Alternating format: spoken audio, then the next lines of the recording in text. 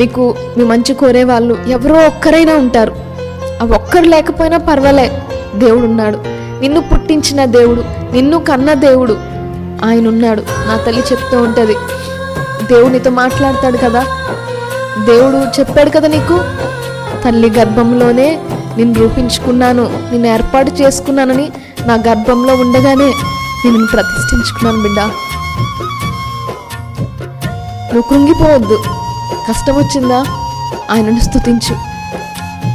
నేను లేకపోయినా నేను ఇచ్చిన దేవుడు నీతో ఉంటాడు. నేను లేకపోయినా నేను పరిచయం చేసిన దేవుడు నీతో ఉంటాడు. మనుషుల పాదాలు పట్టుకోవద్దు, దేవుని పాదాలు పట్టుకొని నా తల్లి చెప్పిన మాట, నా తల్లి అనుభవంలో నుంచి వచ్చిన మాట. ఈరోజు మీ జీవితంలో కూడా మనుషులు చుట్టూ తిరుగుతున్నారేమో, మనుషులు కాళ్ళు పట్టుకుంటున్నారేమో, మనుషుల ప్రేమ కోసం వెంపర్లాడుతున్నారేమో, మనుషుల సహాయం కోసం ఎదురు చూస్తున్నారేమో. దావీదు ఏమని స్తుతిస్తున్నాడండి? నేను ఎల్లప్పుడూ యెహోవానే స్తుతించెదను, నేను ఎల్లప్పుడూ యెహోవానే కనపరుస్తున్నా, నోట ఆయన స్తుతి మాత్రమే ఉంటుంది అని దావీదు చెప్పాడు. నాకు ఎంతో ఇష్టమైన మాట అండి.